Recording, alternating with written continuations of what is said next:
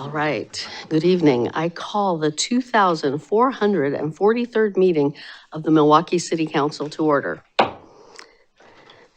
This meeting is being held in person at City Hall and by video conference. The public may participate in this meeting by coming to City Hall or joining the Zoom webinar. The meeting is being broadcast live on the city's YouTube channel and Comcast Cable Channel 30 within city limits. There will be opportunities for the public to speak during this meeting. If you would like to address council, you may come to City Hall or participate via Zoom. If you are interested in speaking, please let staff know by filling out a yellow comment card on the table over there for those at City Hall, or emailing ocr@milwaukeeoregon.gov for those on Zoom. When it is time to take public comments, staff will monitor the comment cards, email inbox, and Zoom participant list and chat. We will take comments in the order they are received and seen. Comments may be emailed to ocr@milwaukeeoregon.gov. We ask that all Zoom participants who intend to speak label their Zoom username to show their first and last names for the record. Translation services are also available in multiple languages. We ask for requests 48 hours before the meeting for people who need translation services. And we've got this slide here that lays that out in several of the most spoken languages here in Milwaukee. And with that, I would ask you to stand up and join me in the Pledge of Allegiance. I pledge allegiance to the flag of the United States of America and to the republic for which it stands, one nation, under God, indivisible, with liberty and justice for all. The City of Milwaukee respectfully acknowledges that our community is located on the ancestral homeland of the Clackamas people.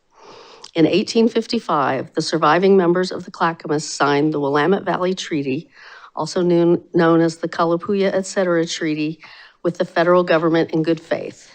We offer our respect and gratitude to the indigenous people of this land.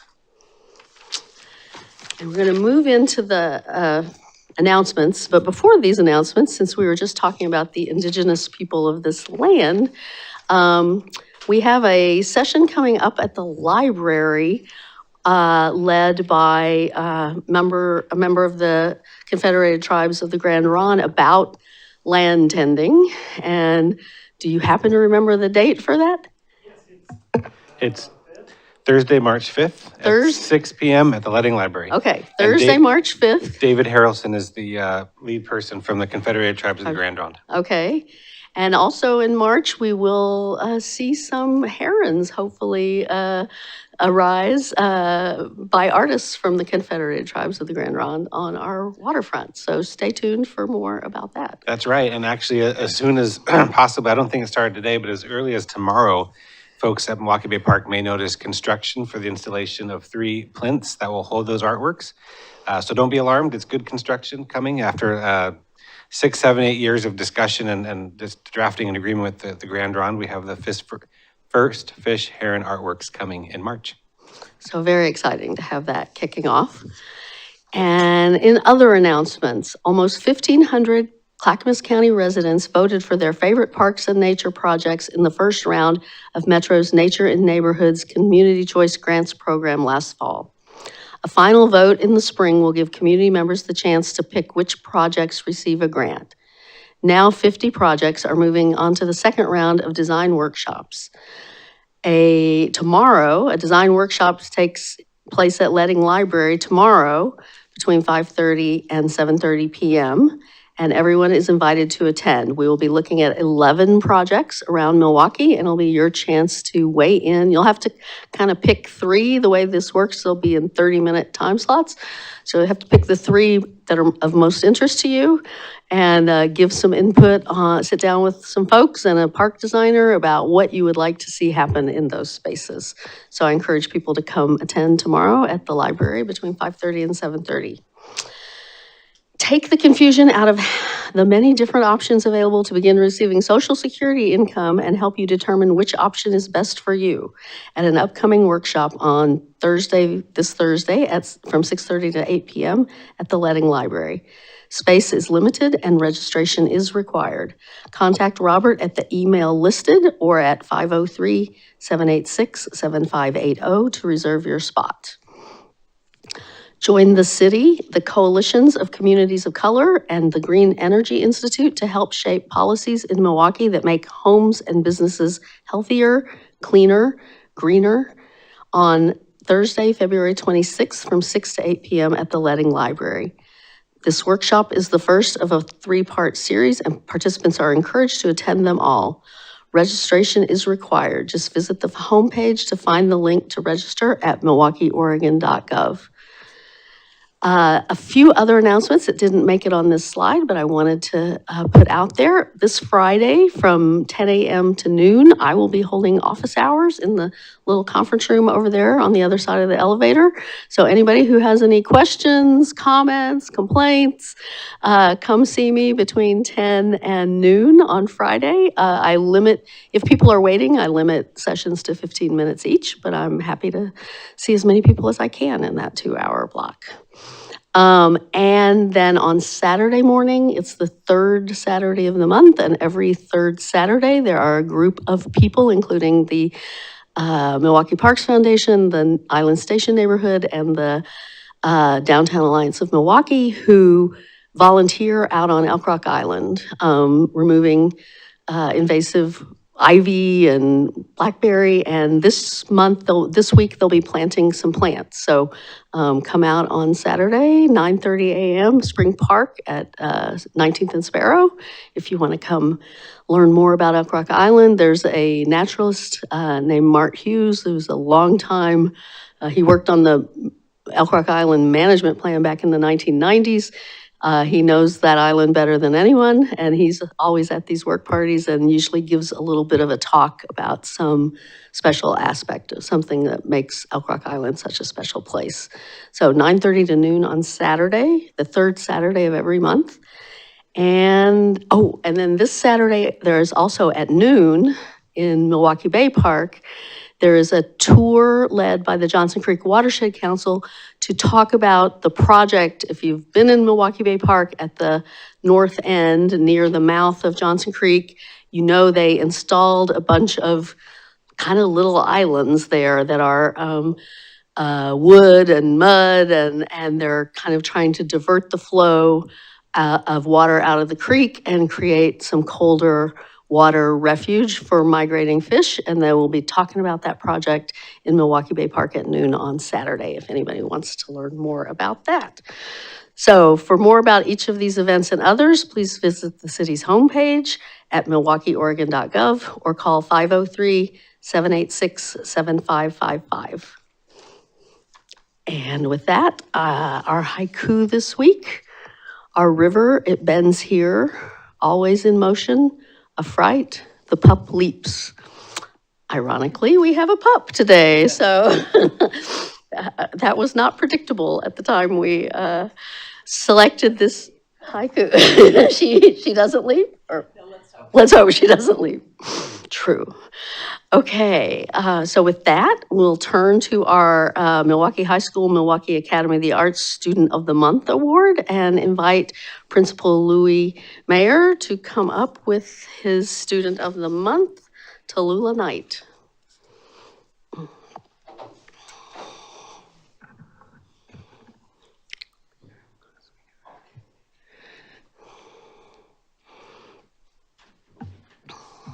Good evening, Mayor Beatty, council members, and a new shout out to the new council member, Mango in the house. I got a chance to meet Mango. Hey, Mango, how are you? I see you. All righty. Well, is there a theme going on? Because last time we had geese in here. Oh, we did? We were partying hard last time, yeah. Well, you know, this every month at this time, this is my favorite time. I get to showcase brightest from Milwaukie High School, Milwaukie Academy of the Arts, and here next to me, Tallulah Knight, is one of the brightest two that I'm presenting to you all for this year. It's really an honor to see what she's doing. I'm in awe of, she's a senior, but the classes that she's taken, you would think she's a sophomore or junior. She has already exceeded the amount of credits needed to graduate. And she's gonna have so many credits for college already, saving your parents some money. I like that. I like that. Well, so Tallulah Knight, as you can see, she's 4.0, on track to have an honors diploma. If you look at her leadership and involvement, she's Vice President of Indigenous Student Association, QSA, Queer Student Association for 2 years, Acquire for 2 years, National Honor Society for 1 year. She was a Cultural Day speaker, a community and professional experience, Trackers Earth PDX counselor guide, Oaks Park server, cashier, Future Generations Collaborative volunteer, Opado Island Farm volunteer, Portland Dance Exchange dancer. And her advanced academic pursuits is just unparalleled. Japanese 3, AP Calculus, go ahead, girl. AP Visual Art, AP Psychology, AP US History, AP Government, AP World History. Currently, she's taking 4 AP classes. She's dual credit programs at 4 colleges, PSU, CCC, Southern Oregon, OIT. You want to add any more? Or are you done? Okay, all right. But as you can see, she's an amazing individual. And, you know, I call myself proud principal mayor, and this is why I am proud. And what the scholars that we do have at Milwaukie High School, Milwaukie Academy of the Arts is unparalleled. We compare. We're going for world-class domination. We want everyone to know about what we're doing over there. What they're doing over there in Milwaukie. Not the Wisconsin Milwaukie, the one in Oregon, that one. And this time I included a slide of Tallulah's artwork as an AP art, and she'll be able to explain that piece that she's done. She's just an amazing individual, and I will stop talking because you need to hear from Ms. Tallulah Knight. Well, hi, I'm Tallulah Knight. I'm a senior at Milwaukie Academy of the Arts. Thank you so much for having me here. This is one of my pieces that I'm currently doing in AP Art. It's actually one of my first of my AP Art portfolio. I'm working on, currently my statement it's still evolving, of course, with the year going on, but I'm trying to pull together my European culture and my indigenous culture and trying to figure out where that overlaps with my identity. And so this piece is called Dear Women, which is a mythology in indigenous, specifically Pacific Northwest. And these women are very powerful, and they're known for they're known for love and revenge and just kind of all these good, fun tropes that you often hear in stories. And so this is kind of my first piece that I've done. It's lovely. It's you. lovely, and it's great that you're here on the night when we just talked about the indigenous artwork that we're going to have in our waterfront. And just to kind of explain that a little bit, it's called First Fish Herons. So the herons coming back to the river are the first sign that the salmon are about to run. And so the tribe decided that they wanted to put these sculptures up in March when the first fish are coming. And so we're super excited. But your piece is lovely. And tell us what you hope to do when you leave Milwaukie High School. Well, I plan to go to a 4-year college. I want to study psychology. I really would love to become a teacher. I love school. It's something I've always loved. And I often find like my favorite subjects, it's really due to having the best teachers. I think it's so important. And so I really would love to kind of continue that. I've been accepted to some colleges. I'm waiting for a couple more, but currently like my first choice is Lewis and Clark College, so. Well, congratulations. With all those credentials, I'm sure you will get into many colleges. And Maybe your parents would like you to stay close to home, so they might be rooting for Lewis and Clark.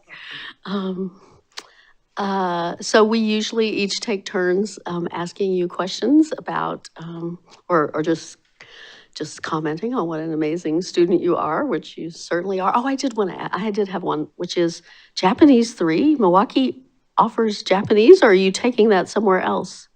It's a Schellenberg, Oh, one of the okay. Sabin Schellenberg classes. Okay. It's very cool.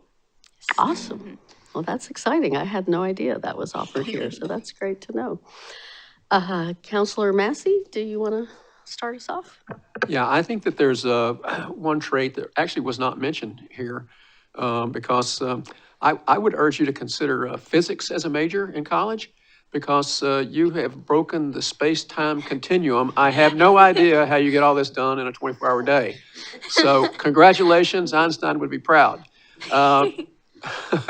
So well done. You've done great things. You're going to continue to do great things in the future. But I know that you haven't had to do that all by yourself. So I'd like to have you to introduce some people who helped you along the way, your cheering section back there. Yes. Well, this is my mom, Shanoa Knight. She's an artist. She has a bachelor's degree in fine arts.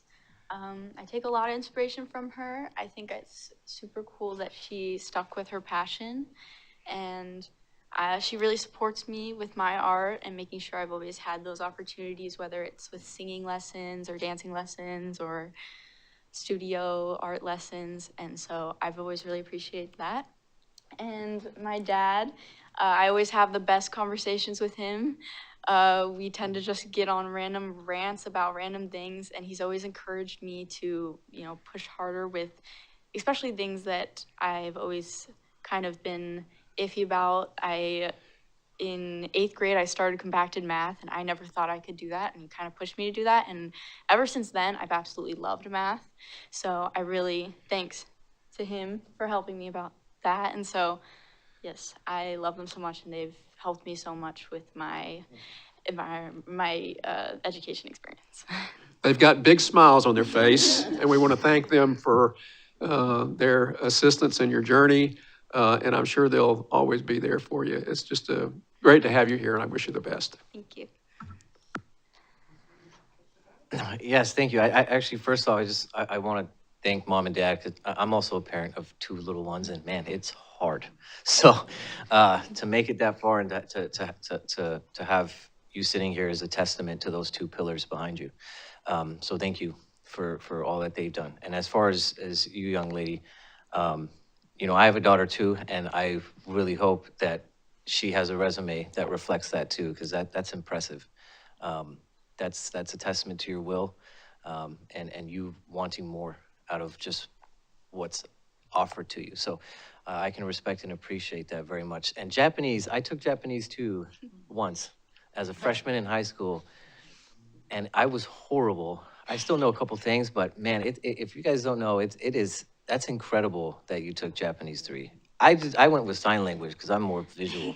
But my question to you, I know you mentioned a teacher. What are you hoping to inspire in your students? I feel like my ultimate goal, I have a couple subjects that I could have in mind, teaching, of course, and I feel like my goal is really to have my students learn to love that subject, even if they don't go into that class, feeling like it's their best subject, or if it's something that, they just got to get through it. I think my goal as a teacher would to have my students really enjoy the class and be involved with the class and feel like that's something they want to do. And so I think that would be my goal as a teacher, to have that environment. Well, that's awesome. It's nothing short of amazing, and this speaks to the school as well, Milwaukie.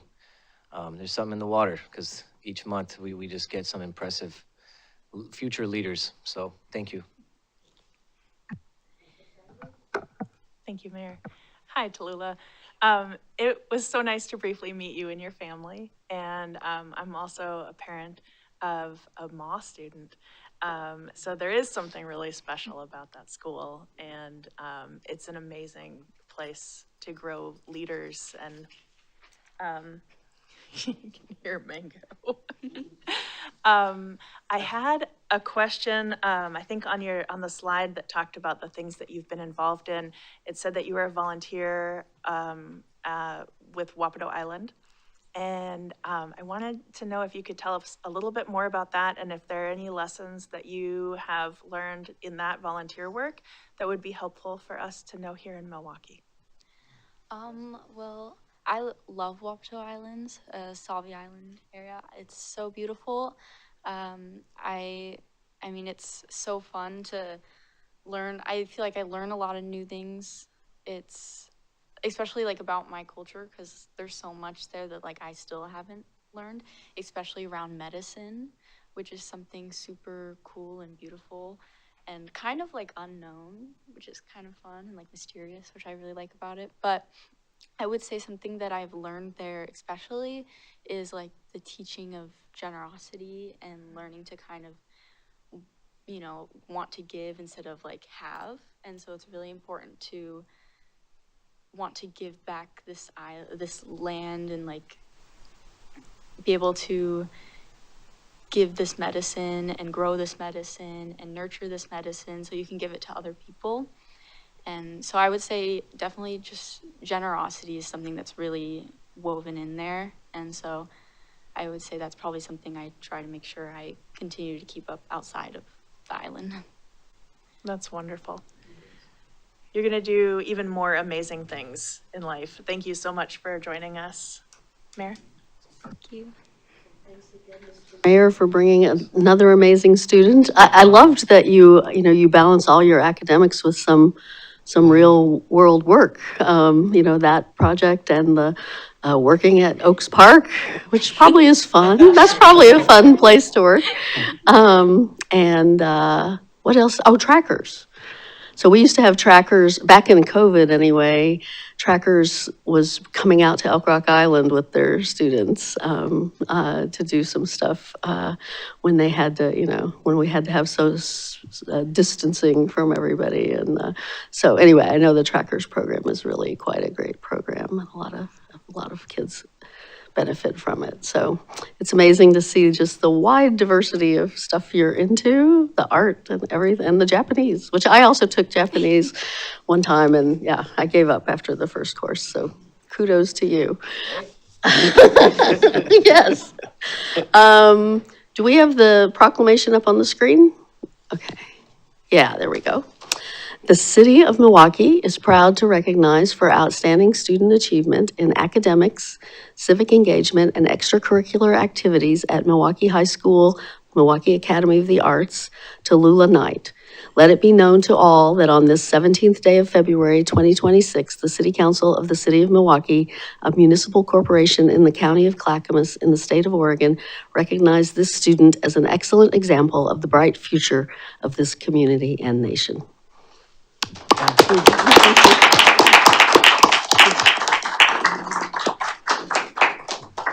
Thank you, Mayor Betty, council members. Always a pleasure.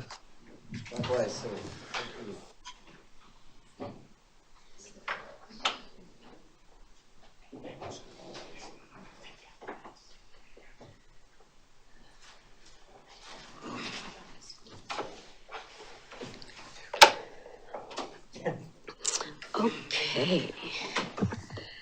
And we have a proclamation this month, which is celebrating Black Excellence Month. And it will be introduced by Hagos Tekle and Salam Cabo, the owners of the Little Blue Store on Washington Street here in Milwaukie.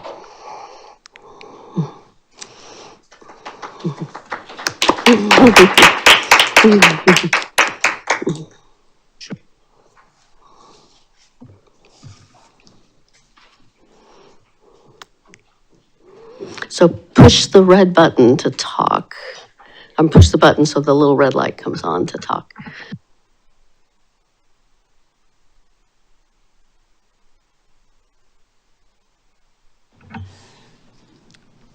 Good evening,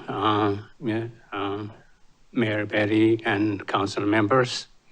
And it's good to see you again, and been here before a couple of months ago or 3 months ago. And Here is my beautiful partner, Salam Takabo. My name is Agos Stukely. And for your information, our culture, we don't have last names. We don't take last names from husband by marriage or something. We take our father's name, first name, as a last name. So this is something new culture for most of you, but wife does not take her husband's last name. She keeps the name at birth with her father's name. So that's why we have two different last names. So,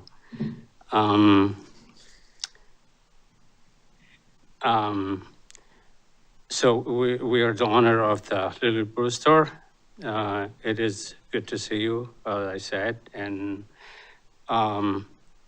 we are honored to be here to celebrate the 50th Black History Month with you tonight. We do appreciate to include us in this case. And the reason I'm saying the 50th year is prior to 1976, it was weeks, not months, not the whole February month, it was 2 weeks. So it is kind of fitting for us to be at that 50th year, to be here with you guys, share this. And then we are really proud to the people that paved the road for us to be here. We all know what was in the 60s, 50s, and all that stuff, but the history of that struggle and all that permitted us to be here. And then we really appreciate the past, the people that made the history. And then,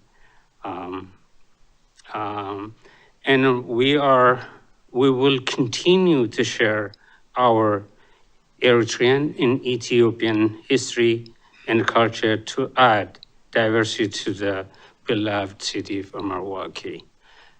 The reason I'm saying Ethiopian and Eritrean is we are Eritrean by birth, but we were born as an Ethiopian because Eritrea became independent in 1993. So now we're not Ethiopians, we're Eritreans, but it's a lot easier to say we are Ethiopian because a lot of people don't know the new nation Eritrea. So it's been 30 years, but it's a work in progress. So we have similar culture and all backgrounds, but we have a dialect difference, a different language. And then Eritrea, as it sits right now, it was colonized by Italians since 1892 until World War II. That's what the split comes after World War II. And then, but we are versed with both cultures, and then we are happy to share that rich history, cuisines, and all that stuff to add to the very diverse community in Milwaukie. As you know, we are expanding our operation to the Little Brew Store by adding an outdoor cafe and food court for 2 trucks with a generous grant of our city. And then on this, I would like to thank Sarah Fox for helping us, guiding us how to go through the process. And then Nick has, he's sitting behind us also. He did tremendous work to get this grant. And then today we had actually walked through with the contractors, and we are starting, we might break ground doing the trench and all that stuff maybe next week or 2 weeks. But it's gonna take a little while because we have to get PG&E to get a new line. And also we got the gas company because that property never had a gas line, so we have to put new gas line. So besides that, we are making a lot of progress. And we already have a tenant for the food truck, one tenant, and we're looking for another one. And then most of you guys probably know her, Ames Meats Research, is moving to our store. We can't wait to see her in there. And finally, what I want to say is we promise we will promote healthy food choices and a community hub that serves the well-being of our beloved city of Milwaukee. And we will do anything in our power to show our culture and then diversify and kind of collaborate with all the cultures that are here. And one thing I want to say in the end is our country is in a very a kind of crisis right now with all that stuff going on. I'm not complaining or anything, but I want to appreciate the people of Milwaukee, downtown Milwaukee area, and then Lake Road. They come and check on us if we are.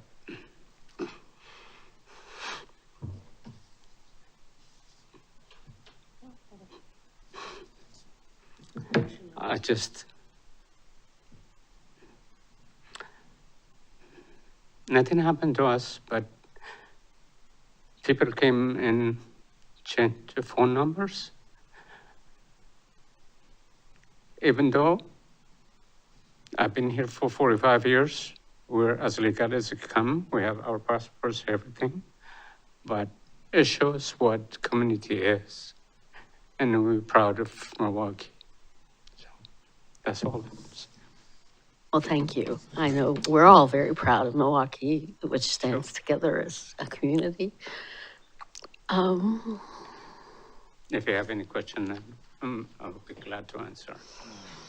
I think it's very fitting, I guess, that we celebrate the month of Black excellence on the day we also learned that Jesse Jackson passed away, who was an important figure in American history and in advancing the cause of racial understanding. I can read the proclamation. You can read the proclamation if you'd like. Okay. Whereas each year since 1986, the United States observes Black History Month, a month-long celebration every February to acknowledge the struggles and accomplishments of Black and African Americans for racial justice that stirred the very conscience of our nation. And whereas Black Americans for generations have courageously led the pursuit of justice and equality, from Harriet Tubman to Reverend Dr. Martin Luther King Jr. to Bell Hooks and beyond. Whereas Black Americans have made significant contributions and sacrifices to our nation's economic, educational, political, artistic, literary, scientific, and technological advancements, despite historic and current injustices. And whereas in Milwaukee, we celebrate the contributions of Black Americans who have been active in our community, including Hagos Tekle and Salam Cabo, owners of the Little Blue Store, entrepreneurial boxing promoter George Moore, and Milwaukee Pastry Kitchen proprietors Curtis and Dorothy Hadley, among others. Whereas our nation struggles to overcome the systemic racism that results in persistent inequality, which underscores the importance of systemic change and dialogue to promote understanding, break down barriers, and build community. And whereas, as individuals, we must learn more about the history of Black Americans generally, and in Oregon in particular, and work to build a Milwaukee where every person has equitable access to educational and employment opportunities and housing. Now, therefore, I, Lisa Beatty, Mayor of the City of Milwaukee, a municipal corporation in the county of Clackamas in the state of Oregon, and with the full support and sponsorship of the City Council, do hereby proclaim February 2026 to be Celebrating Black Excellence Month in Milwaukie and recommend its observance with appropriate programs and activities. And I guess in terms of appropriate activities, I would like to call out the Little Blue Store offers delicious Ethiopian food. And it sounds like maybe, I know you had an outdoor event in the late last year with some art as well from Ethiopia. So I like the idea of your building it out as more of a cultural hub. We also have a downtown art gallery owned by a Black woman. Toolbox Gallery, and they do lots of artist talks and workshops and things there. So I encourage people to stop by and visit Toolbox Gallery. It's on Jefferson Street near one of the Thai restaurants. Any other businesses to call out? Pardon? Oh, no. Anyway, I think we all really love having you here, and I think I'm really happy to hear that you feel supported by the community, and we just have to hope to get through a period of time and get to a better time. Yeah, I was emotional because of the generosity of the people to protect their community. That's otherwise we're fine, we're okay. So, but nowadays you don't know what happened because of color or your accent or whatever it is. So having people come to the store and say, "Are you guys okay?" That makes. Yeah. Sure. And we're in the right place. Yeah, I know. I love the story you told before that you go out for a walk every night around Milwaukie. Yeah. It's a little cold tonight, but anyway, thank you very much. All right. Yeah.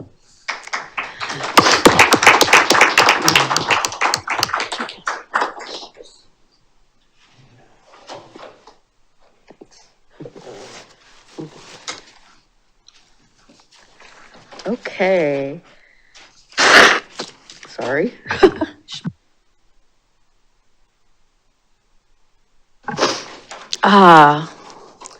All right, moving on. This is the part of the agenda during which council will hear community comments on city business that is not already on the agenda. Before we begin, is there follow-up from any February 3rd comments? Mr. Brilio? There are none. Thanks, Mayor.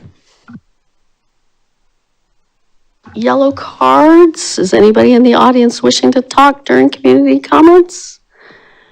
Seeing nothing. No one online wishing to talk, Mr. Stauffer? No one online, but I just want to confirm that Council President Anderson is on Zoom. He is on Zoom. Okay, great. All right, well, if we have no one wanting to talk during community comments, I will forego that script then, and we will move on to the consent agenda. Tonight's consent agenda includes minutes of the City Council January 20th, 2026 work session and January 20th, 2026 regular session. A resolution granting an exemption from property taxes under ORS 307.5.40 to ORS 307.548 for a 20-unit low-income housing development owned and operated by Northwest Housing Alternatives, Inc., and approval of an Oregon Liquor and Cannabis Commission application for Milwaukie Mini Mart, 10391 Southeast Main Street, a new license for off-premises sales. Does any council member wish to remove a consent agenda item? Seeing none, I will entertain a motion. I move to approve the consent agenda as presented. I second. It's been moved and seconded to approve the consent agenda as presented. All those in favor say aye. Aye. Aye. Opposed, say no. None heard. Consent agenda passes unanimously. Okay, and then our business survey results. So Acting City Manager Joseph Brilio and Economic Development Coordinator Sierra Fox. Sure, thank you, Mayor. Good evening, counselors. This is mostly going to be the Sierra Fox show, but I just wanted to make a couple comments before she gets started.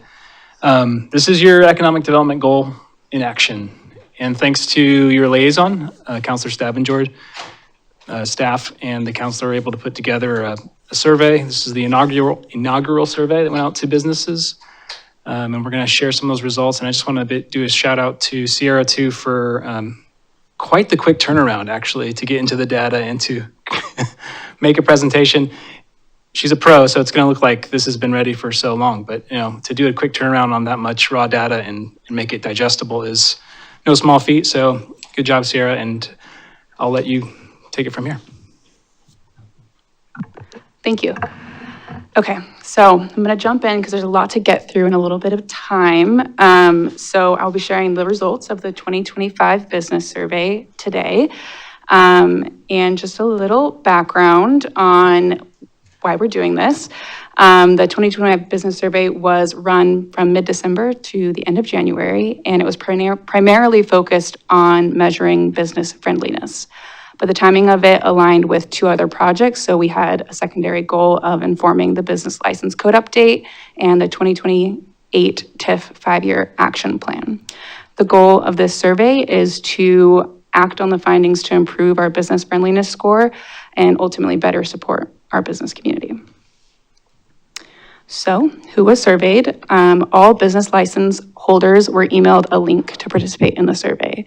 In total, we received 252 business responses, which is about 28% of all registered businesses in 2025. And of those 252 businesses, we had broad participation. All neighborhoods were represented. About 20% of respondents were BIPOC or LGBTQIA plus businesses. We had small businesses that were one-person shows, 0 employees, and several businesses with over 100 employees participate.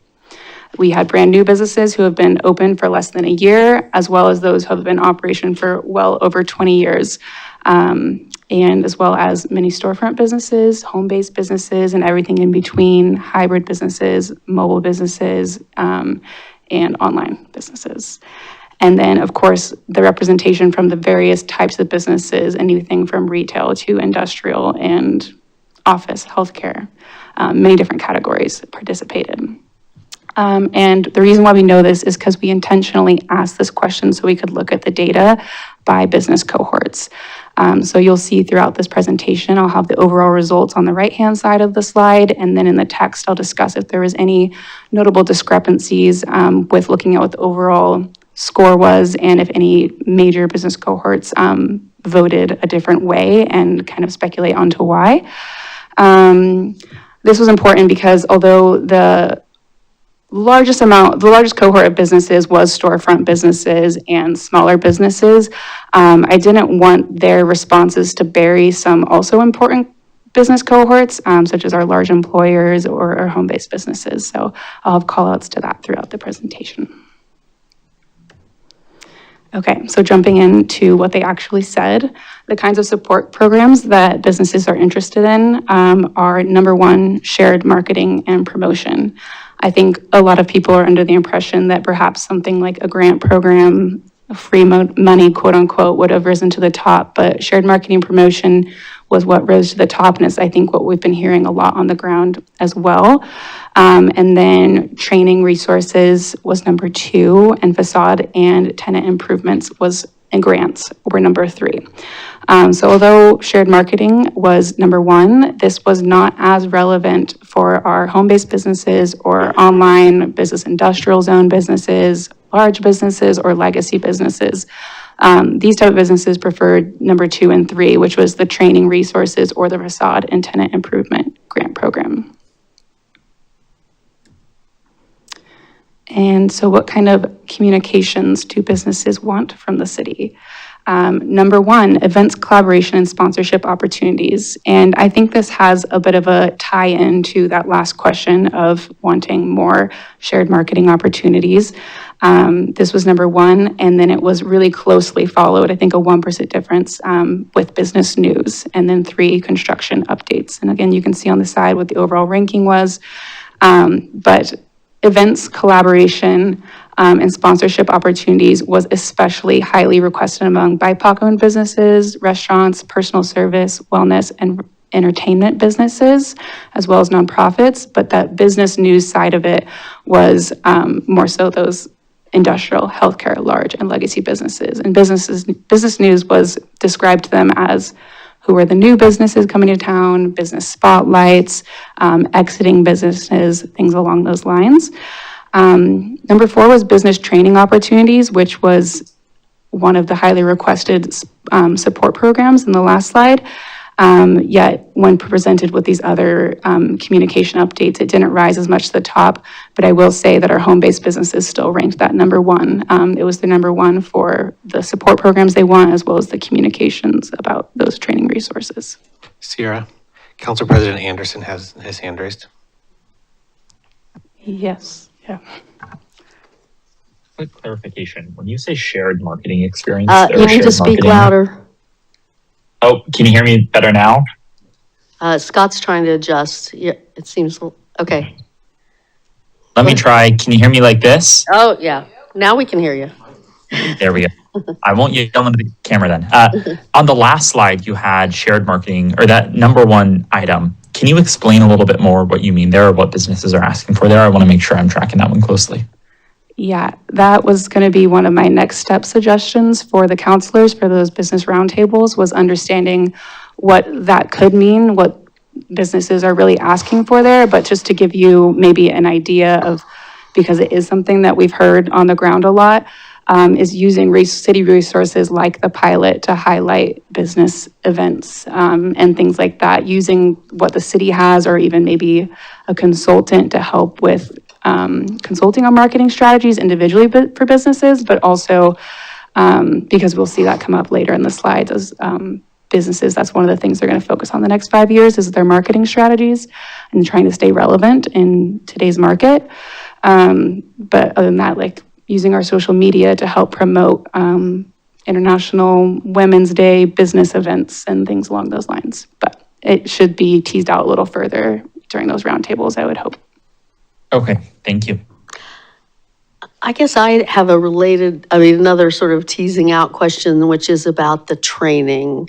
Because I feel like, that you said that storefront businesses and home occupations as sort of prioritized training didn't really surprise me. But then you said that some of the bigger businesses also highlighted training as a place for the city to have a role? It was one or the other. It was either, so that group of businesses didn't align with shared marketing and promotion, and I just lumped them in. They either selected training or facade or tenant. I'd have to look at which one said tenant grants versus the training. Okay. Yeah. Okay, thanks. It seems to me there's just like business promotion and just like business news, the training could be a broad range of things and mean different things to different people. Yeah. Absolutely. Yeah. Okay. And so speaking of that number 1 selection of participation or communications on events and collaboration opportunities, we asked how businesses want to participate in city events. And while not interested was the number 1 of those who wanted to participate, in-kind sponsorships and cross festivities were the number 1, were the top selected, and those were really neck and neck. And so in-kind sponsorships was described as in-kind sponsorships for prizes, but a lot of people wrote in about other in-kind sponsorships with like providing services and printing and getting involved in businesses with their in-kind donation in other ways than what I described, which just kind of leads to maybe thinking more creatively about how we get businesses involved, because even those who weren't interested in participating, I think they were a little hesitant to select that option. So a lot of people wrote in to others saying, like, sorry, but my business is just super niche. I don't understand, what I would possibly offer to an event.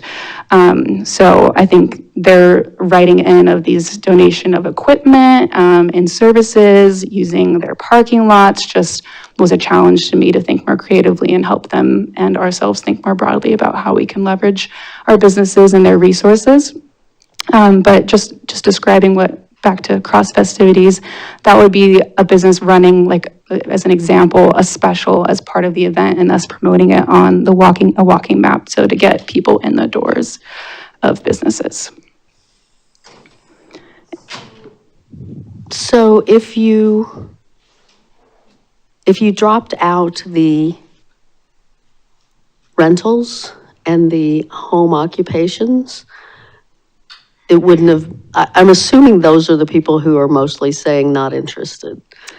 Not necessarily. No, really? I was Okay. curious to look, and so 37 people said they're not interested. So it's not like 37 of the responses. It's not like 90% or anything. And Yeah. so there was like 31% interested in in-kind sponsorships. These aren't huge like discrepancies there. Not interested, it was across the board. Just, I think it was a personality difference, quite Okay. honestly. Okay. Yeah.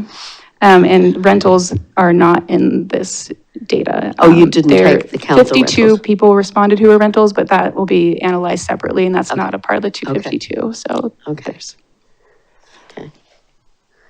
Yes. I would just say, I appreciate the honesty here. Businesses are, not only as you'll see in some of the other data, having a difficult time with just paying for a higher cost, but also this time. So being able to participate in something that feels extra is going to be challenging. So I don't take that as a bad thing for Milwaukie. I think it's like they got priorities, and that's fine. That's what I kind of read too. It's not that they don't want it, but it seems like the way I read it, I would think like, oh, does that mean they want me to kind of put up the money to be able to set up all that stuff to participate in an event? So maybe it's just cost effectiveness as opposed to like, I don't want nothing to do with city events. Yeah, absolutely. And I did add that little statistic there, which is 82% of restaurants, bar, and coffee businesses are interested in cross festivities compared to the 30% overall. So there is a look that can be taken at the cohorts and understanding who would be most interested in what type of activity. So, and that does make sense for, who is the makeup of downtown and who would be interested in having specials in their businesses and having it promoted by the city, which is a shared marketing possibility. Okay, and this slide, anything that's kind of in this teal/green, I have them interjected at various topics. This is information that was shared at the end of the survey. We had just an open question box that asked, is there anything else you want us to know or you want to elaborate on? So this, I included a quote of something of what else do businesses want us to know about events. And so one person wrote in explaining that some of the vendor-focused events detract from their business and foot traffic, especially because we're cutting off parking and then adding in vendors. So that was one comment I wanted to elevate, as well as there's just a general theme, which is written in red there, of businesses being interested in a greater downtown involvement in events and not just Main Street.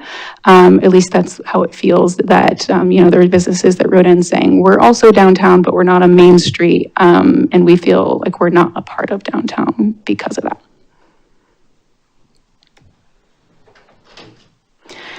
Okay, and then the next question of the survey was, what challenges are businesses facing? And over half of respondents, and this won't be surprising, selected economic uncertainty and operational costs. And these were the far most selected two challenges that businesses are facing.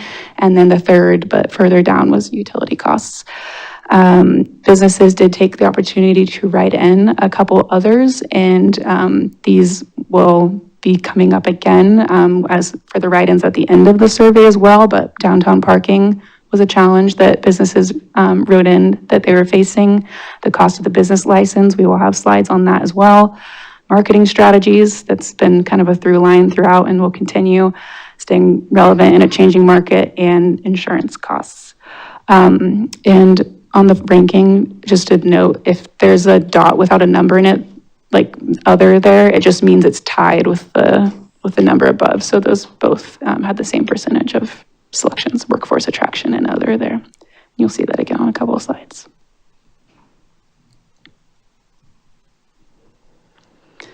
Okay, and again, this was input at the end of the survey. What else do businesses want us to know about the challenges they're facing?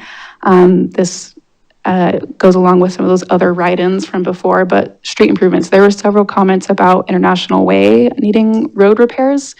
Parking improvements, the availability and cost is seen as a growing problem downtown, and it feels unfriendly to businesses. These were the sentiments conveyed. And then for downtown improvements, again, there was multiple comments about a focus on Main Street or just new businesses, and it leaves businesses feeling left out.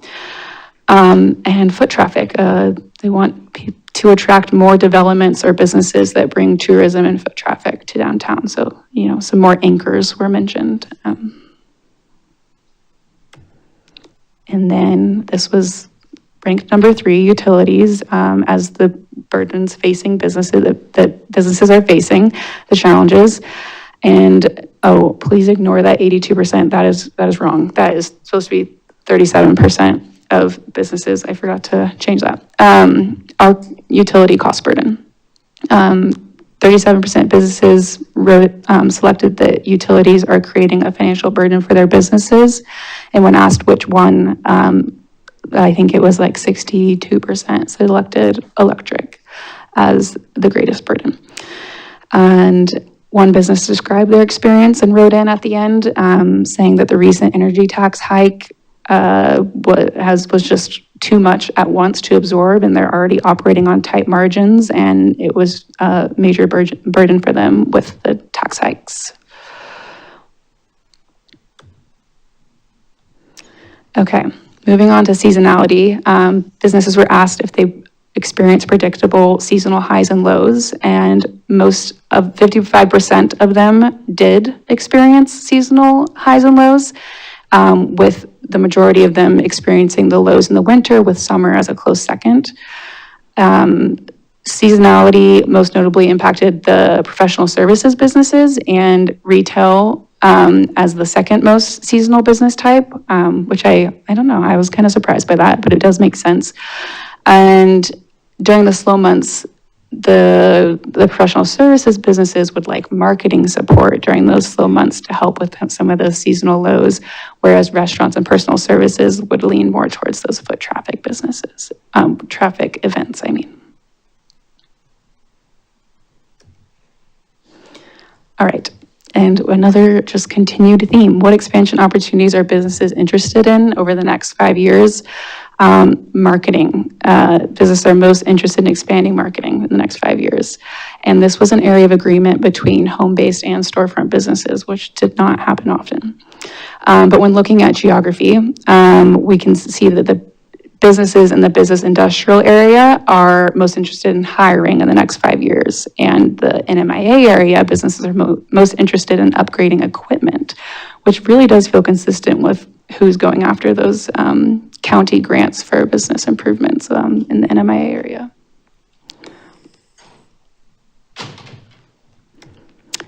Okay, and business licensing. So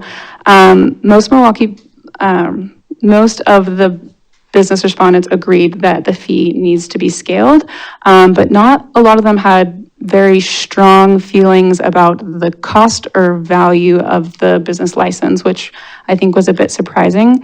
But overall, we got pretty positive feedback when it came to business licensing, with over 90% of them agreeing that the site is easy to navigate or we're neutral on it.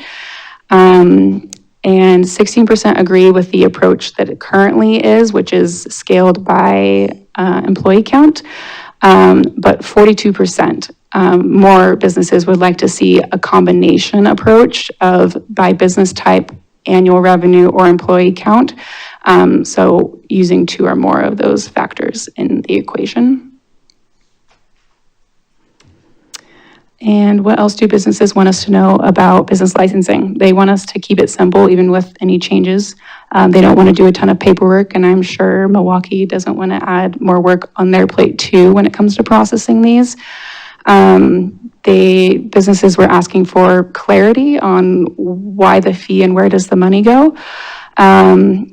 And asking for a reduction in these qualitative, even though the quantitative responses were pretty neutral, the qualitative had really much stronger sentiments of feeling that the fee was higher than surrounding areas and very excessive for small businesses. Home-based businesses specifically wrote in to ask for a fee exemption, given they do not use city resources and available programs are not geared towards them.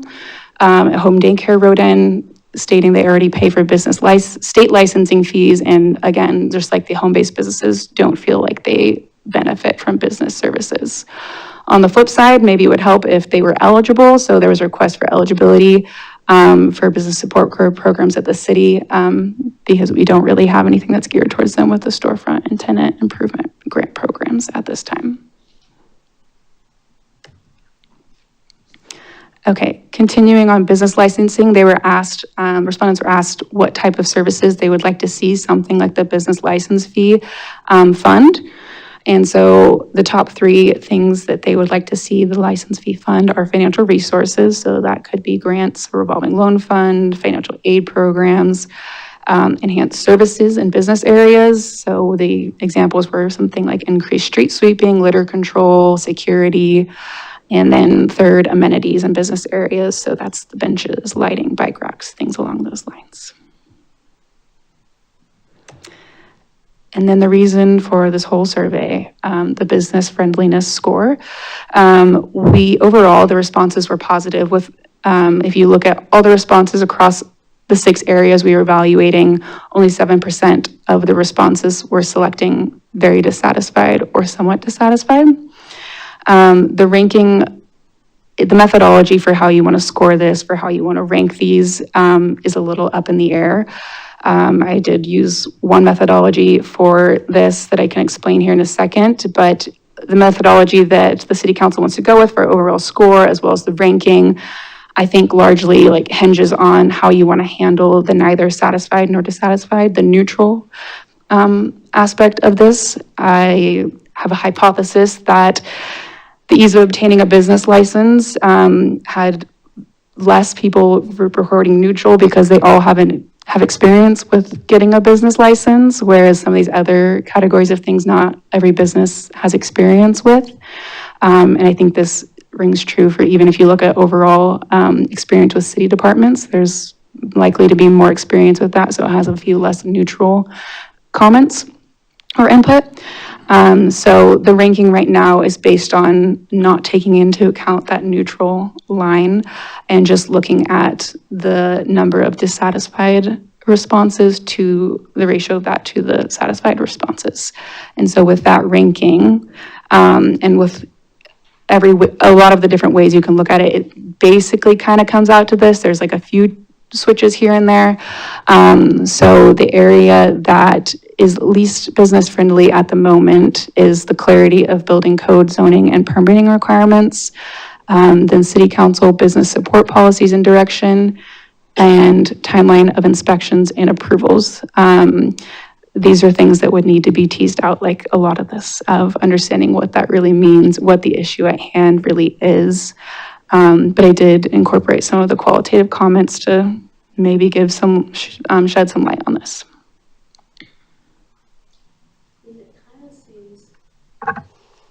I gather they weren't given a not applicable or I have no basis to judge option, and maybe we should do that. Yeah, lesson learned there. Yeah, okay. Because, I'm sure lots of people haven't, they haven't had to deal with some of these categories of things, Yeah, exactly.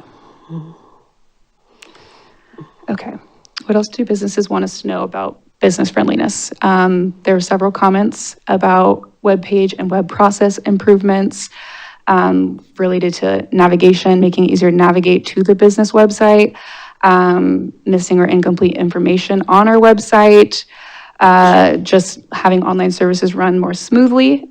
And then two comments about finding their business renewal link. That's true for me, I'll have to say. It always goes in my spam folder. Yeah. And then responsiveness to needs was a theme for the comments about how we can be more business friendly. The first comment is just about the amount of time it took to come to a solution.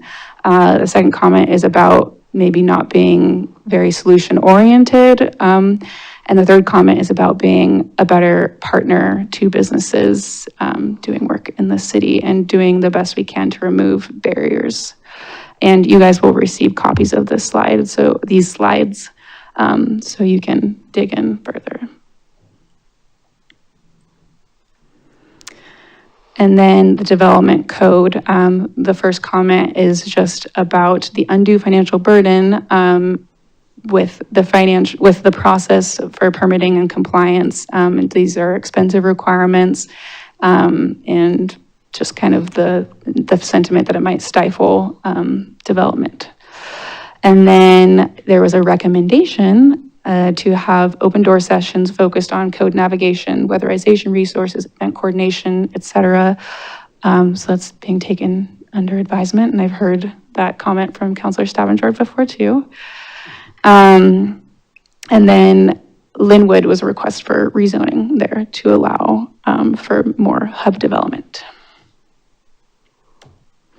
And then a lot of people wrote in really pleasant things, and just for the record, I liked both comments. I like the constructive criticism and these nice comments, but it's just a reminder that many people in the city are doing good work and people see it, and we want to bring more people, more businesses into feeling this way, and just like motivation to when we do these roundtables and other things, that there's a reason for it, and people appreciate it. And so the next steps are for city councilors to just potentially host business roundtables or what other format of that you land on. I will send you these slides so you can noodle on what topics you think would be best to get some more clarity around, what rose to the top here that you think is better for council to dig into versus a staff member.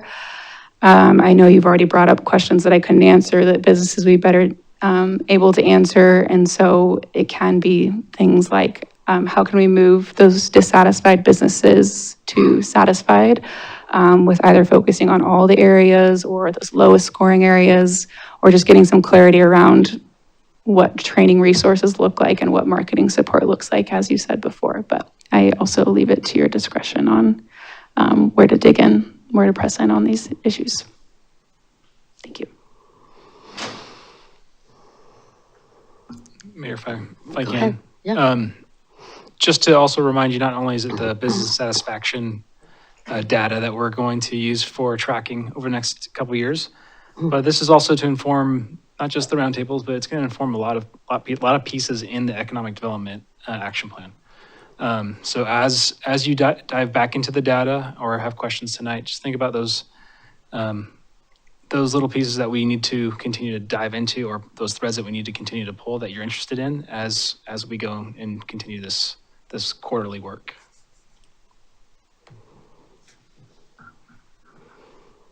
Is that your last slide? Yes. Oh, okay. So I guess something you said earlier made me think you had a next step slide. So what is, talking about roundtables, talking about promotion, cross promotion and events and stuff. I mean, so I will say I missed the January meeting with the latest quarterly update, but I listened to that this afternoon, and I was really disappointed to hear from Councilor Stavanger that First Friday seems to be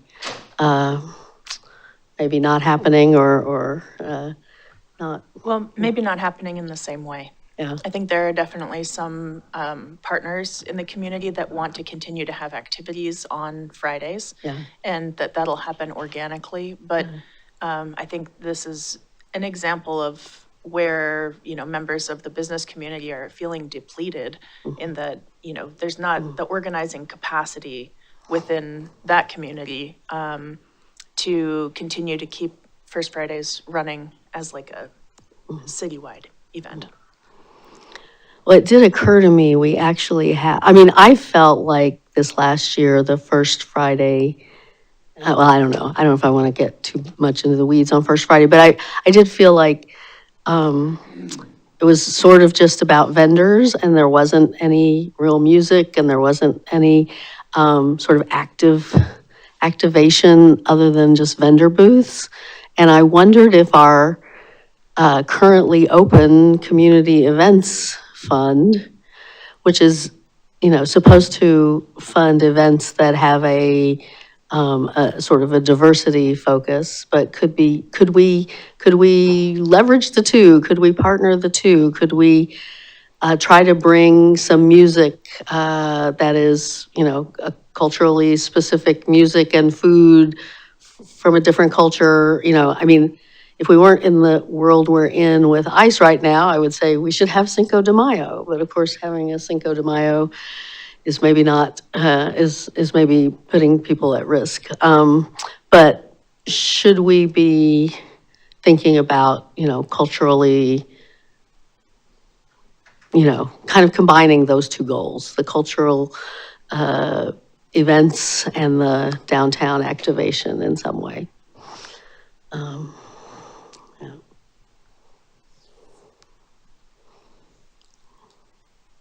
Trying to figure out how to arrange my thoughts about a few different things that you mentioned there, because, I think that the reality is we are in this world that we're in right now, and we're going to be here for a little longer. And where communities that have been more marginalized historically are, what I'm hearing is that people need food support, and they need that to be organized, organically dropped off at their house because they're not feeling comfortable coming out to community events. And so I think that this is one of those moments where we are thinking about the events that make us feel connected to our community in Milwaukie, and then the external factors that we're living in right now, where there are a lot of reasons that people are afraid to participate in those community events.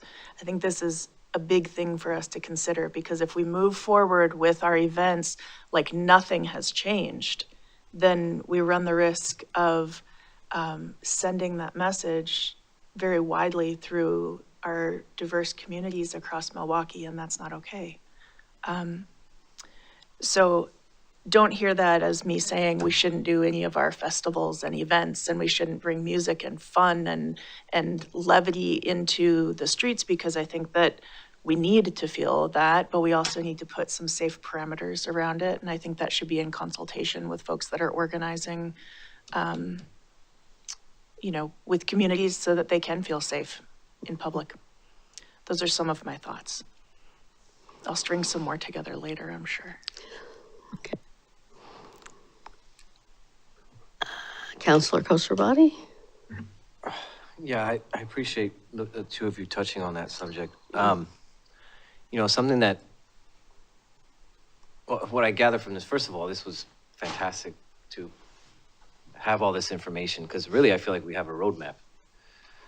Because at some point in previous meetings, I feel like we've talked about some of the stuff they're asking for, right? Sure. We talked about the business license fee. We talked about potentially putting some of those funds, because right now those funds go into the general fund, correct? There's no set aside funding, or there's no set account for that. It goes into the general fund. But we have an opportunity with considering how much that is and the number of businesses we have. Like, I'm sure if the businesses, first of all, scaling it, I'd like to take a look at that. But I'm sure if the businesses knew that those funds went to a revolving loan fund, like we've talked about in the past, a rainy day fund, if your business is short 1 month and you're short on rent or your utilities, they can pull from that fund and pay it back at a later date, right? So that fund keeps going. I mean, I'm sure that would really help supplement some of the increase in costs. I'm sure if they knew that that license went to that, they probably wouldn't be so inclined to push back on the fee, right? And that's the thing, the fee right now doesn't go to anything. So I can see the complication. So I'd love to see something where we put those funds into a rainy day fund or revolving loan fund for businesses to use in a bad month or in times like COVID or in you know, whenever there's impacts that are done to them that are most likely out of their control. The other thing would be we've talked about this talked about this too, a loyalty fee reduction for your business license. So every year that you stay in Milwaukie, that fee gets reduced by $10, for example, right? So it's just a small token of the city saying, thanks for still being here, right? I can see waiving the fee for certain businesses. We also don't offer any discounts for women-owned, BIPOC-owned, veteran-owned businesses. We just saw the demographics to that. So there's no discount for that, right? So everything that I'm seeing on here, I swear in the last 4 years, we've brought it up in some aspect, but it was just a thought. Now, with this survey, it's no longer a thought. Now it's an outline. It's a draft. Now it's like, okay, narrow this down and see what we can and can't do with those funds. The first thing we need to figure out, though, is how much funds do we get on a yearly, annual basis from the business license fees? I mean, we can do quick math at 175 and 200 or 300 businesses. I mean, I can't, that's not quick. I can't do that in my head right now. But you have a number, right? I suspect finance could tell us that. Yeah, That's that comes in a different way than property taxes, so they Right, probably yeah. can tell us. And that would be helpful to know, because then we know what we're working with, because I think everything that they brought up is stuff that I would love to do. And I think we have the ability to do that if we just know what our fund balance is from those business license fees. I mean, the easiest thing we could do is some sort of deduction for being a women-owned one of those COVID businesses, right? We could be giving discounts for that. And we could be doing the loyalty reduction fee. Those are things that I feel like are right off the bat and seems like pretty low-hanging fruit. A lot of this stuff sounds like low-hanging fruit. The bigger stuff seems like the incorporation of the events. How do you not make the businesses feel that they're being left out, right? Like how can you highlight that? And I remember, I don't know if you remember Mayor Beatty, but one of the first, this is why I love Mayor Beatty. One of the first interactions I had with her was as a business in Milwaukie. I walked into downtown I had a food cart. So before I was on council, before I even lived here. And we were struggling down there. It was pretty much a ghost town for a long ways because Axletree hadn't been built yet. And I walked into City Hall and I talked to the very nice people at the front at Old City Hall. And I asked, hey, who do we talk to as business owners to get some help because we need help? Like, is there any promotion the city can do? One of the things I asked was like, can something in the pilot be done? Well, the only person to show up to talk to us was Mayor Beatty. And from then, well, yeah, she wasn't the mayor at the time. She was Councilor Beatty. However, that really spoke volumes to a lot of us because it let us know that somebody at City Hall was listening. So I appreciated that very much. So I know there's things that we can do. And I know, Mayor, in our conversation that we've had, you've been very positive about these things as well. And I think we have a real opportunity to do that. And honestly, like, I wouldn't mind every once in a while, like, instead of a counselor being in the pilot rotation, maybe that page can be specifically to highlight businesses, monthly deals, or hey, check this business out. Check not just new businesses, but that's a pretty good sized page to where we can put logos of businesses and say, check these businesses out or something, to where we don't have to necessarily, like, I'll give up one of mine every so often to do that if that's gonna help. So I just see this as this to me looks like a very, very strong path forward.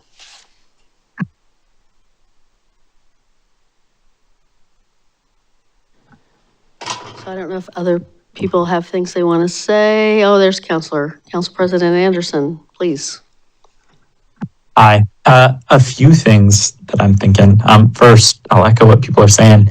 This is a really impressive survey that you all have put together. Sierra, I just feel grateful every time I see you around town, all the work that you're doing with our businesses, and this is just a great summation of all of that. So a huge thank you.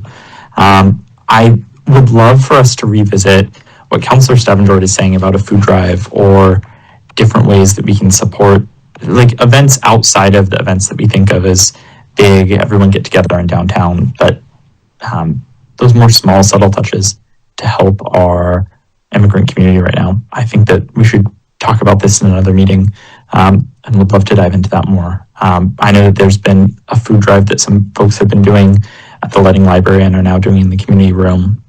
Would love to see if there's support we can give there or just talk more.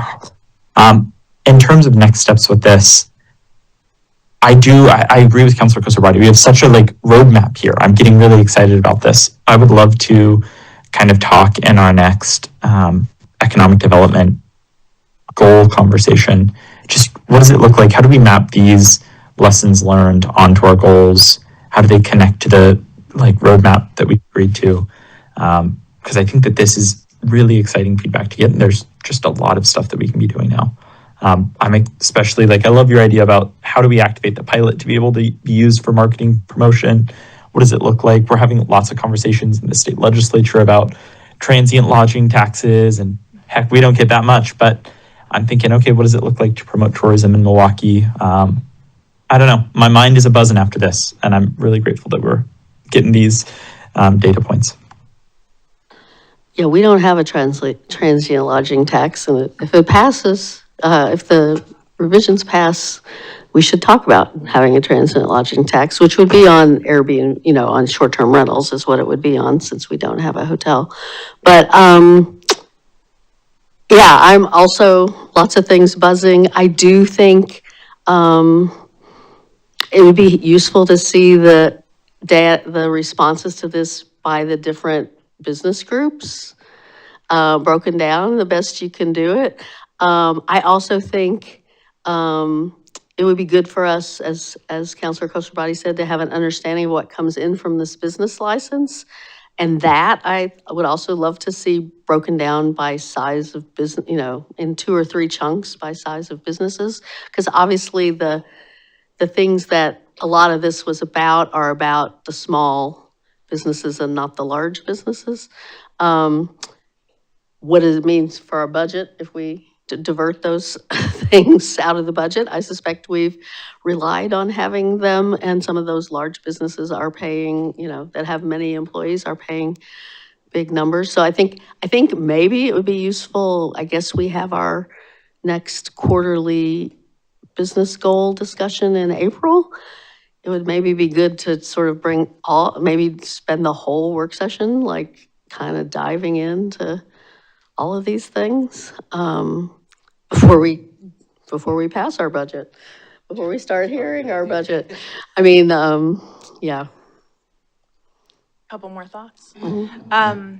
So Sarah and I we meet every other week to talk through some of these areas. And I think what I would like to propose is that when we touch base and debrief some of this, that we can put some really short-term proposals, that wouldn't necessarily wouldn't tax the city resources too much, but are things like we can connect with the Wichita Center, we can connect with some community organizations, we could find out what it would actually look like to organize, getting some food out to families that could be from Milwaukee businesses, and we could invest in purchasing foods from some of our businesses and restaurants right here in Milwaukee, and then getting that out before April.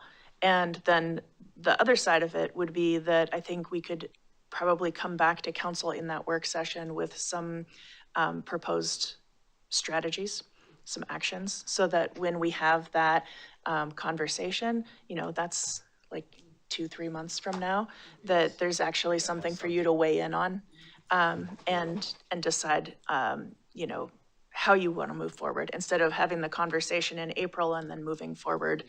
Yeah, yeah, exactly.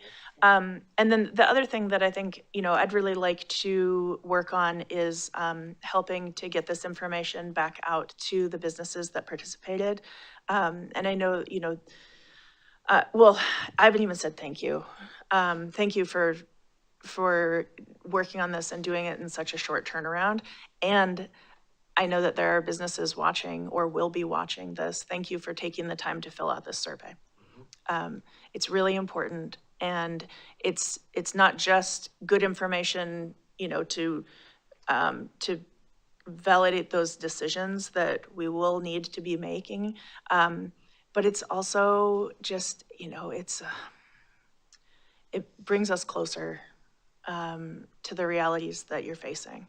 And then the next logical step is that we roll our sleeves up and get even closer and follow up and have conversations. But we need to do that in a coordinated effort. It can't just be, emails and meetings and things that are going in different directions, because we run the risk of draining the available resources that our business community has to be able to respond to this and be a part of the conversation. So we have to do the hard work and make sure that that's an organized, thoughtful, structured campaign to get information flowing, and going to those businesses to have that conversation. So anyway, I want to make those promises, I guess, tonight, and hopefully I've not spoken for you and your capacity too much, Sierra, because that's not my call to make. But I'll put some thoughts into the next conversation that we have, which should be maybe next week after next. Yeah. So thank you. Councilor Massey. Yeah, a lot of my comments are going to be echoes of what you've already heard. But I do want to express my appreciation just for this survey. Surveys are tricky to put together. And this one was comprehensive without being overwhelming.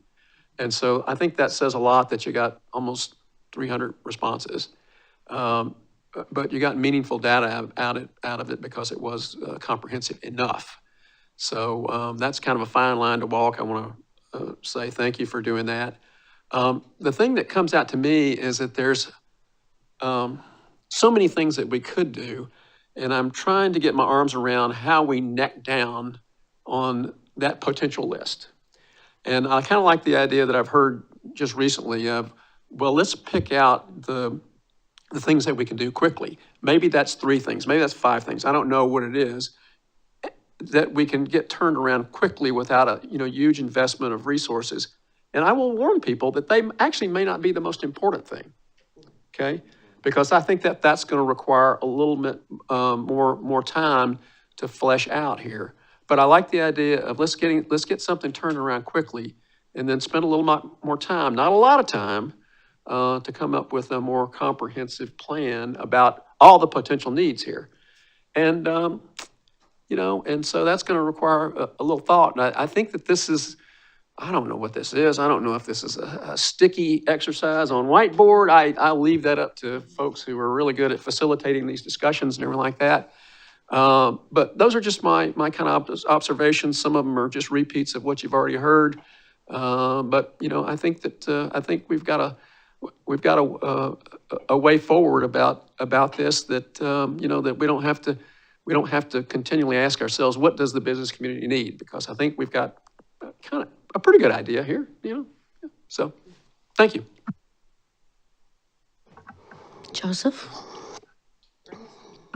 Yeah, thanks, Mayor. A few questions, and hopefully they're helpful, or maybe a few comments.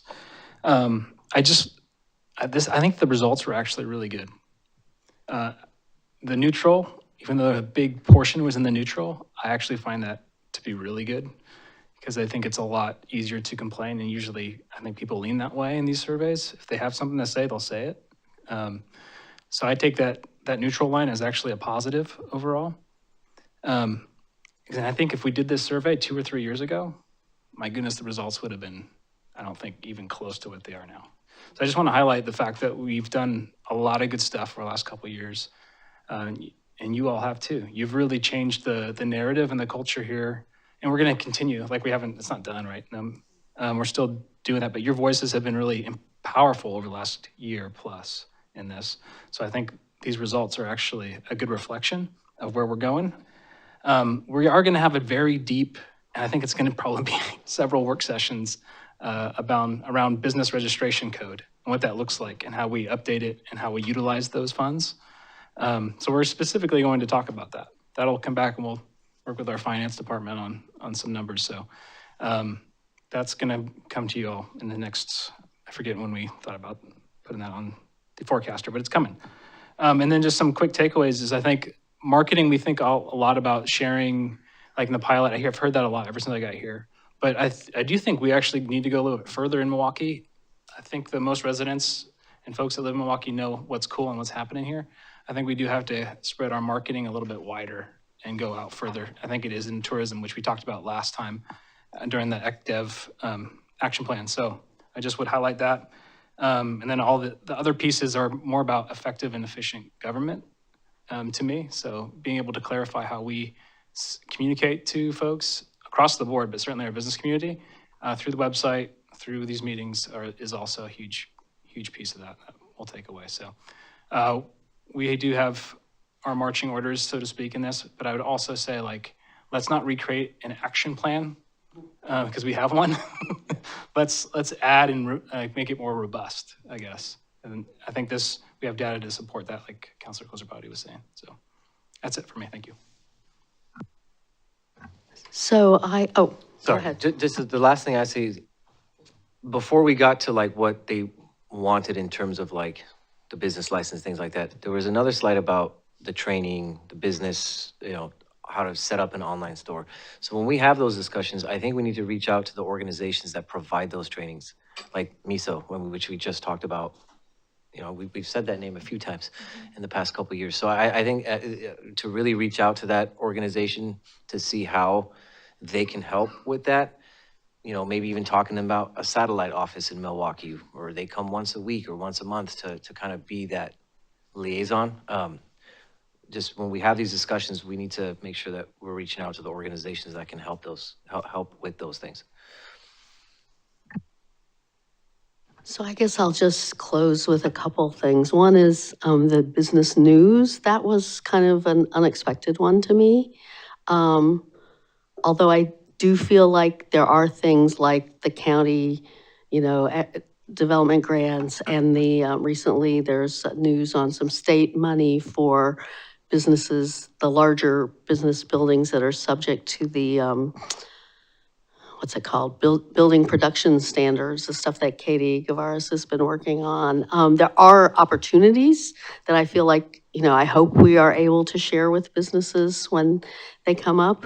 So that part of business news, I guess I've always had in my mind, but I'd like to have a better understanding of what kind of things business news encompasses. And again, it's probably different for businesses on International Way than for businesses on Main Street. And then just to Councilor Savinjord's point about food assistance, I have spent a lot of time the last couple of weeks having conversations with the Clackamas Service Center, the Loved One.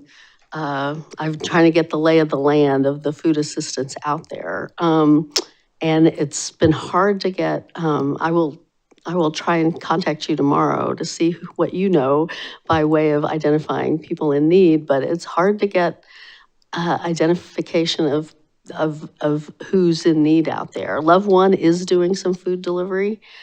Clackamas Service Center has capacity to do 20 to 30 families on Monday afternoons if we can come up with volunteers to help with that. And probably they would have some of the food, but the culturally specific foods, they would probably need some financial support to help buy.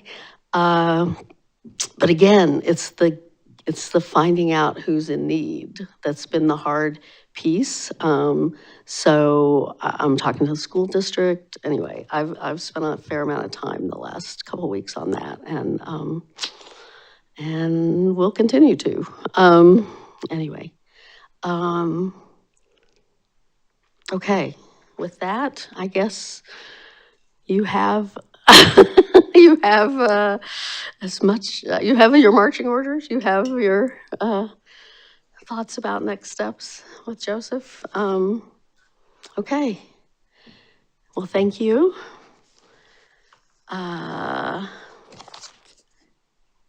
And we do have a hearing. So does anybody need a break before we go into our hearing? Does Mango need a break? We can take a break. But I can just step out for a minute. No, let's take a 7-minute break. Let's come back at 20 after by that clock.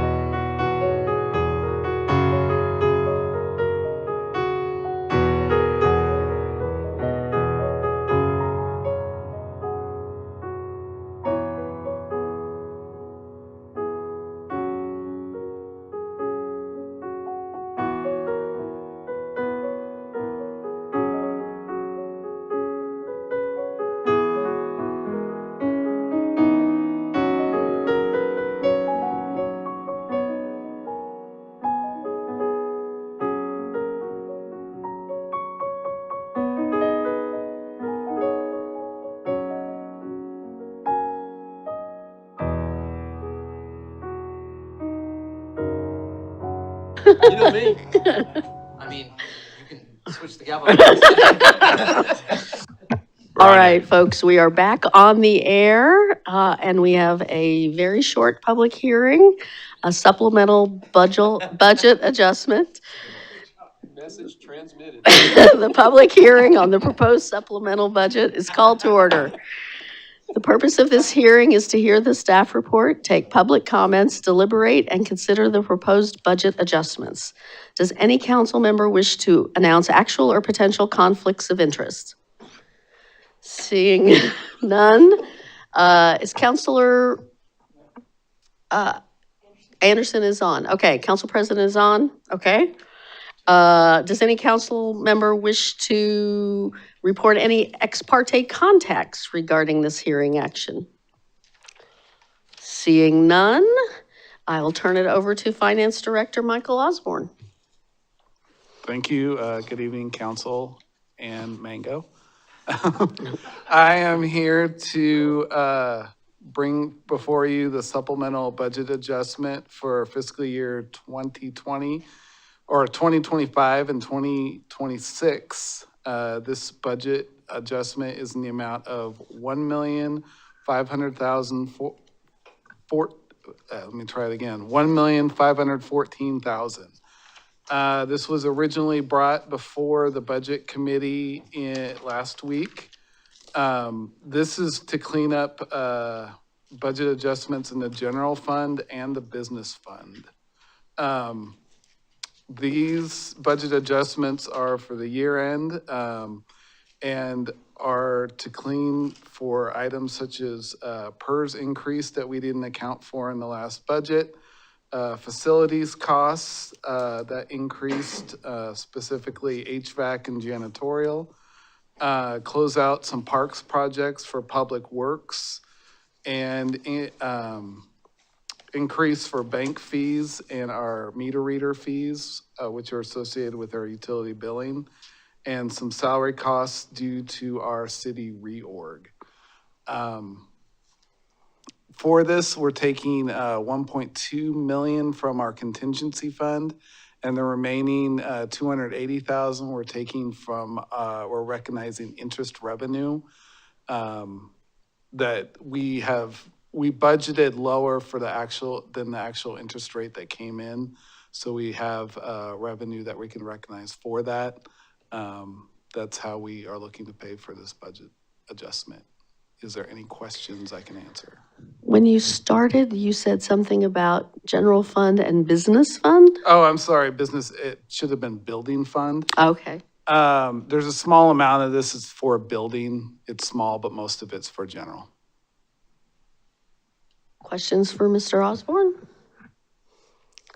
Okay. Have we received any additional correspondence on this? No. Have we received any correspondence at all on this? No. Okay. Does anyone wish to comment on the proposed supplemental budget? It doesn't look like anyone in the room would like to comment. Anyone online? No. Okay. Then I will forego that script. There's no response to the testimony because there was no testimony. Any final opportunity for any council questions of Mr. Osborne? Okay. If there are no more questions, I will entertain a motion to close the public comment part of the hearing. I move to close the public comment part of the supplemental budget adoption hearing. I second. It's been moved and seconded to close the public comment part of the supplemental budget adoption hearing. All those in favor say aye. Aye. Aye. Opposed say no. None heard. The public comment part of the hearing is closed. Is there any council discussion? Okay, if council is ready to vote, I would entertain a motion. I move to approve the resolution authorizing a supplemental budget for the 2025-2026 biennium. I second. It's been moved and seconded to approve the resolution authorizing a supplemental budget for the 2025-2026 biennium. All those in favor say aye. Aye. Aye. Aye. Opposed say no. None heard. It passes unanimously. All right. Thank you, Michael. All right. Legislative update. And actually, yeah, Scott Stoffer is going to kick us off, and our council president is in Salem, so he can even give us the latest. Yes, indeed. And it's a quick, short one, keeping with the short session theme. We are halfway through the dates. First chamber deadline was yesterday, and we've got a second chamber deadline for bills in the legislature, and then signing die by March 8th. This time we do have some bills that I was tracking. I pulled off some emails, largely from you, Mayor Beatty. So these are listed here, and some of these are late breaking. Not HB 4007. I did check during the work session, and that was still nothing new scheduled beyond the work session it had yesterday. Did you want to speak on that one? I am told, and I will count on the council president to let me know if he's heard differently, but I am told that the challenges or the efforts to cut the state Safe Routes to School funding failed, and that we are safe on that score with HB 4007. Is that also your understanding, Mr. Anderson? No, so I think that there's still a chance that Safe Routes to School funding is cut this biennium just because of all the cuts that is happening to ODOT. This would have protected those funds and had them come off the top of the 50% that goes to cities and counties. But then given cities and counties the ability to set their own transportation taxes without going to the people for a vote, which is what the legislature is able to do, but not cities. Both those provisions didn't end up moving forward. It was pretty late breaking, wasn't really vetted with people, and short session is notorious for not really standing for that. So nothing happened there, but certainly something that some legislators would like to talk about. Okay, I'm sorry. I'm having a little trouble getting to the bottom line there. So it's not in 4007, but you think it could come up elsewhere? DOT will have to do a budget adjustment because they are not receiving funds from the transportation package. And so the 4007 provision didn't cut funds for Safe Routes to School. I think it actually would have saved the funds for Safe Routes to School. The supplemental budget for ODOT likely will contain cuts to Safe Routes to School for this biennium. Okay. Which is too sad to see. But that's the world we're in right now with the referral. Right. Okay. Well, I'm sorry to hear that. Okay. So it's a watcher on that one. And the other three had hearing. They're all related to the OGEC and public meetings and compensation in that realm. And they all had hearings today, and they all have work sessions scheduled for Thursday.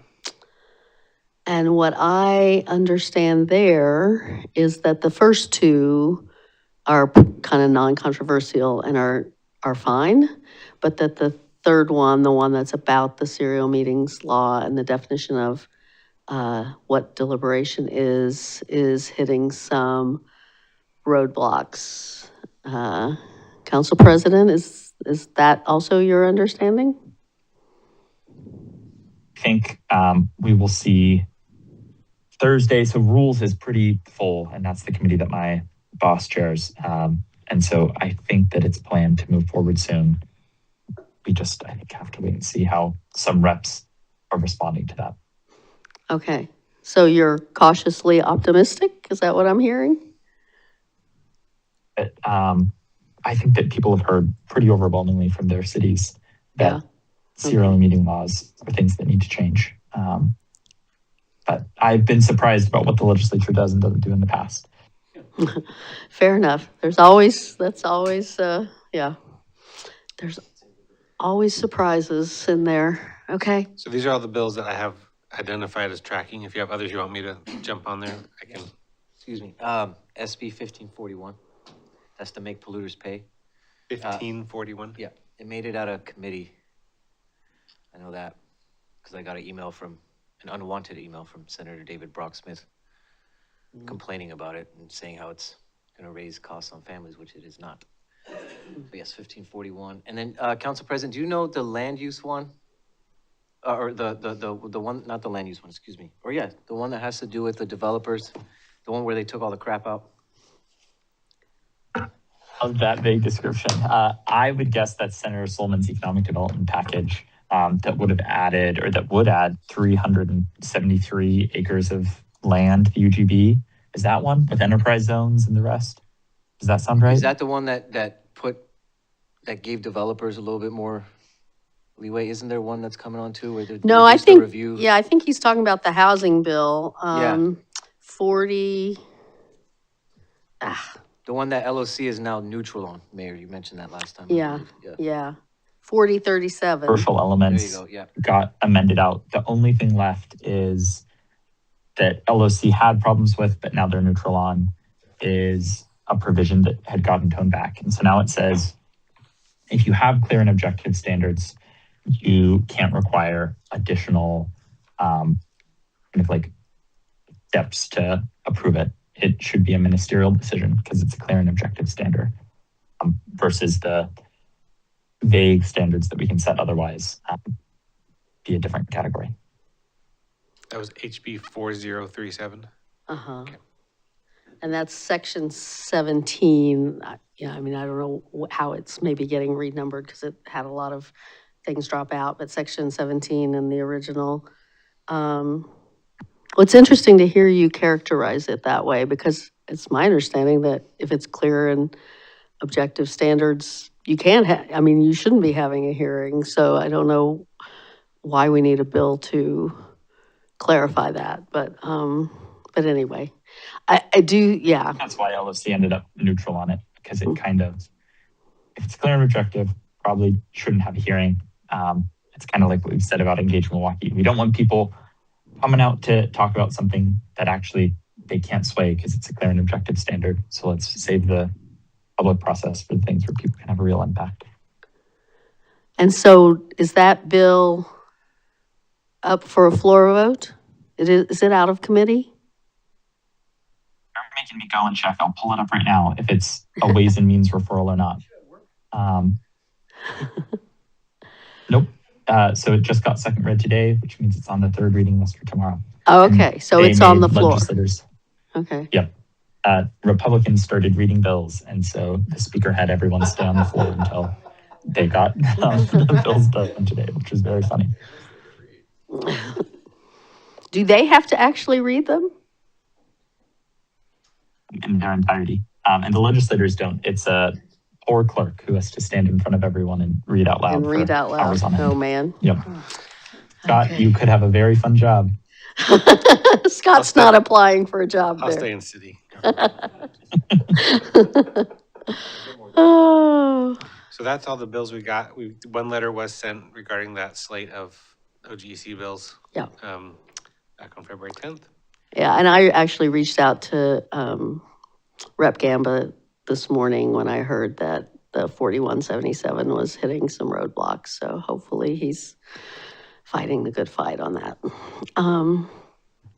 Question, now that, like, 1541, I know we were thinking about doing a council letter for that, for the polluters, like polluters pay, since it's out of committee, is that worth doing at this point or no? Well, we Just waiting could till- do a letter for it on the Senate side if we're Yeah. worried about that. I don't know what's the, Means bill. And it's this one, the return on investment is pretty striking. It's like a $400,000 investment in this biennium. But it would be almost $20 billion over the lifetime of the bill. So we don't get many returns like that in the state legislature. But it's Ways and Means. So I think it really would benefit from some outreach. And I would imagine it has gained some outreach. so we should write a letter to Ways and Means? If we just said, Councilor Khosrowshahi, you did some testimony on it. If you want to put together a letter, we can all sign on, just knowing how quickly this will move. Or we won't, I guess, meet until March 3rd. Right, so I mean, we can authorize Councilor Khosrowshahi to write in our behalf. We won't have a chance to all review, but.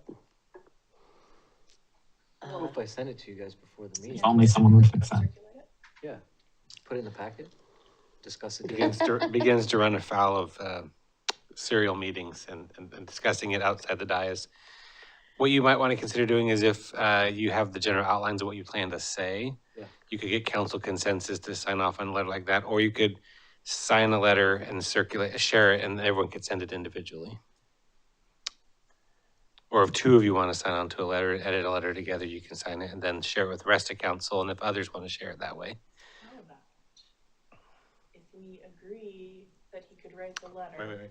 Oh, darn it. What if we were to decide that we were in favor of Counselor Khosrowbadi writing the letter, and then he circulates the letter, and we communicate with you if we want our name pulled off of it, and we want to send our own separate letter. So it's basically like An opt-out. an opt-out once we have a chance to read, you know, in case you really screw up. It might be too harsh. We'll work, we'll go with that, yeah. So you're going, Counselor Khosrowbadi is going to write a letter, circulate it, and if you want your name pulled off of it, let me know. Okay, And so the deadlines, I'll defer to when you write it, Adam, and then when, 2 or 3 days after that or whatever. yeah, Counselor Khosrowbadi and Council President Anderson can Tell us the deadlines. determine the deadline and how it needs to go in. Yeah. Yeah. Okay. That's all I got for the legislative update, unless Council President Anderson or Mayor Bader or anybody has anything else. I don't really, I mean, I have a lot of notes, but I shared the main ones by email. So yeah, I don't have anything further today. Councilor Anderson or Council President? Something. I think transportation certainly will be something that we want to talk about. And I think especially seeing, I was talking to Rick Gamba about the 50-30-20 bill, and he was saying that honestly, that taking 15 million off of the 50% that goes to cities and counties ends up not being that much of a cut to cities and counties relative to the benefit that they get. I think what both of us were more worried about is, are there real serious challenges to the 50-30-20 split that are coming that would be a large material carve out of what we get right now. And I just think that being vigilant and thinking about how we engage in this upcoming transportation conversation will be really helpful. And are you expecting that in this short session, or you're talking about in preparation for 2027? Yeah. Oh God, we have enough this short session. So. Okay. Well, I heartily agree with that, staying engaged on that and picking your battles in terms of preserving the base 50-30-20 split. Is the transportation bill going to get referred for the May ballot?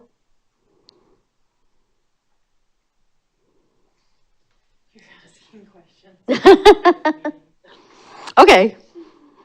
Well, if okay, Yeah. it's had a reading, or it's voted out of one house or something, one chamber. No, am I wrong about The that? Senate yet. It's moved out of the joint committee, but it has not. It has not advanced past the Senate. No. Okay. And I think a lot of senators, Republicans, have big feelings about it. Okay. Interesting. Right. All right. Well, if nothing else to watch for the short session, we'll have a lot of pieces we want to watch for 2027. But if nothing else to watch for the short session, then we can move on to other council reports. Anyone else got other council reports they want to give? Just real quick, I don't have a report. I just want to let you all know that as a member of the POC caucus for the LLC, I have been appointed to the Housing and Land Use Good for you. Committee. Yes, or Community Development Committee. Yeah. So there was a bunch of committees to choose from, and I felt like that one would be good considering everything we're dealing with. So stay tuned, because once I start doing that, obviously I'll have some stuff to bring back for us here. And then the other thing I'd like to say is touching on Black History Month and what we've heard from our community. I also want to reach out and say Ramadan Mubarak to any of our Muslim brothers and sisters that celebrate here in Milwaukee, not just in Milwaukee in our community, but across our country. It is your right to do that. And I really hope that in this time of fear, that we can all find some peace and some strength, not just through the holy month, but also through the community members that we rely on to be there for each other. So Ramadan Mubarak, and I'm sure everyone up here stands with our Muslim brothers and sisters out there. Absolutely, absolutely. I guess one thing I would add is, you know, I mentioned earlier that I've been working with trying to figure out some food assistance for folks. I think I mentioned it at the study session last week that Councilor Kosherbadi and the acting city manager and I had gone to PERC, and the two of our congregations here in Milwaukee are looking at possibly hosting a training. And so stay tuned. If that gets pinned down, I'm sure we'll all want to help promote that for any folks who want to sign up for that. Yeah, and watch for more, because I do think there will be some volunteer opportunities to help deliver food to people who feel unsafe leaving home. So, anything else? Okay, well, with that, I would entertain a motion to adjourn. Move to adjourn. It's been moved and seconded to adjourn. All those in favor say aye. Aye. Opposed, say no. None heard. We are adjourned.